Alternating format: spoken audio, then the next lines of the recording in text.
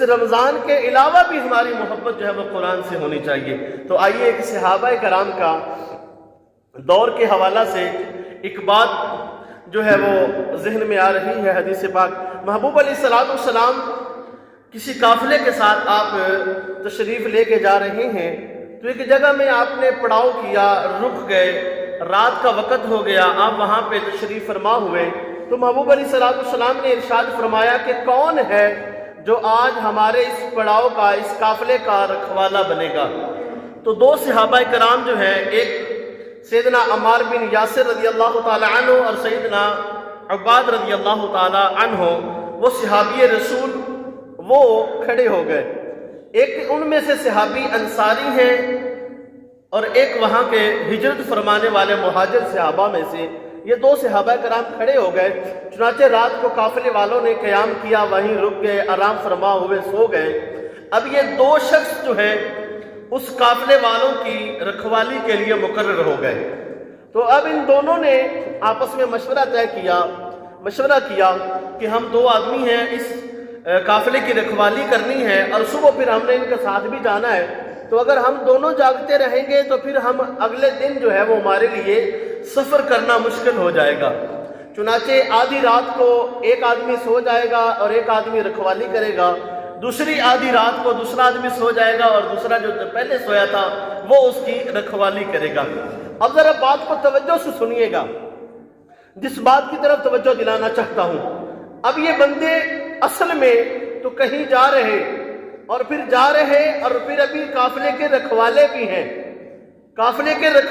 ہیں، اب ایک شخص ان میں سے سیدنا عمار بن یاسر رضی اللہ تعالی عنہ آرام فرما ہوئے، پہلی رات آدھی میں وہ سو گئے، اور سیدنا عباد رضی اللہ تعالی عنہ صحابی رسول جو ہے انہوں نے دیکھا کہ قافلے والے آرام سے سو رہے ہیں، اور کچھ دیر انتظار کرنے کے بعد ادھر ادھر نظر دوڑائی، کوئی شخص نہیں آنے والا تھا، کوئی قریب نہیں ہے، کوئی ڈاکو، کوئی چور، کوئی لٹیرا وغیرہ نہیں ہے، تو آپ نے نماز شروع کر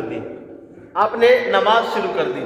نماز پڑھتے رہے، تھوڑی ہی دیر میں وہاں پہ کوئی لوگ آ گئے اس قافلے کو لوٹنے کے لیے۔ جب انہوں نے دیکھا کہ یہ ایک بندہ جاگ رہا ہے اور باقی سارے سو رہے ہیں، تو وہ سمجھ گئے کہ یہ بندہ قافلے کا رکھوالا ہے۔ تو انہوں نے دور سے سیدنا عباد رضی اللہ تعالیٰ عنہ کو تیر مارا، اور آپ کو تیر لگ گیا سینے میں، لیکن آپ نے نماز نہیں چھوڑی۔ آپ اسی طرح قرآن پاک کی تلاوت کرتے رہے، نماز پڑھتے رہے۔ یہ ان کا ذوق اور شوق تھا نماز کے اندر، یہ ان پر یہ خصوصی کرم، ایمان اتنا مضبوط طاقتور ہے کہ نماز سے انہوں نے منہ نہیں موڑا۔ قرآن پاک سے اتنی محبت کہ قرآن پاک پڑھنا انہوں نے نہیں چھوڑا۔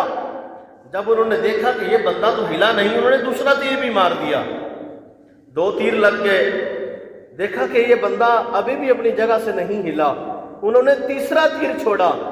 جب تیسرا تیر چھوڑا، تکلیف بڑھ گئی، زیادہ ہو گئی، تو وہ صحابی رسول سیدنا عباد رضی اللہ تعالی عنہ انہوں نے رکوع کیا، نماز ہوئی، تو سیدنا عمار بن یاسر رضی اللہ تعالی عنہ کو جگایا۔ جب انہوں نے دیکھا کہ ان کے تو جسم سے خون بہہ رہا ہے، تو پتہ چل گیا کہ لگتا ہے کوئی قافلے کو لوٹنے کے لیے چور ڈاکو آیا ہے۔ چنانچہ آپ جلدی سے کھڑے ہوئے اور ادھر ادھر کا جائزہ لیا، یا اپنے اس انداز میں جس طرح سے لوگوں کو توجہ دلائی کہ بھئی قافلے والے جاگ گئے ہیں۔ چنانچہ وہ تو بھاگ گئے، لیکن آپ نے سیدنا عمار بن یاسر رضی اللہ تعالیٰ عنہ جن کی ڈیوٹی آپ کے ساتھ لگی تھی، تو آپ نے کہا میں قربان جاؤں، آپ پر آپ کو 3 تیر لگے ہیں۔ جب آپ کو پہلا تیر لگا تھا تو آپ نے مجھے جگایا کیوں نہیں؟ آپ نے کتنا خوبصورت جواب دیا۔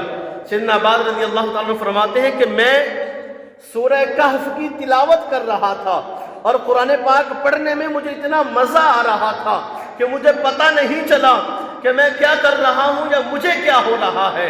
اگر مجھے قافلے والوں کی رکھوالی کی حیا نہ ہوتی، اگر مجھے قافلے والوں کی رکھوالی کا ڈر نہ ہوتا، تو میں خدا کی قسم سورہ کہف کی پوری تلاوت کر کے ہی نماز کو چھوڑتا۔ مجھے 3 تیر لگے تو مجھے یہ ڈر ہوا کہیں یہ قافلے کو لوٹ کے نہ لے جائے، تو میں نے اسی لیے رکوع کیا، اور جو میں تلاوت کلام مجید کر رہا تھا سورہ کہف کی، وہ مجھے اسی طرح نماز میں روک کر رکوع کرنا پڑا۔ اگر مجھے قافلے کی حیا نہ ہوتی تو میں اسی طرح قرآن کو پڑھتا ہی رہتا. اتنا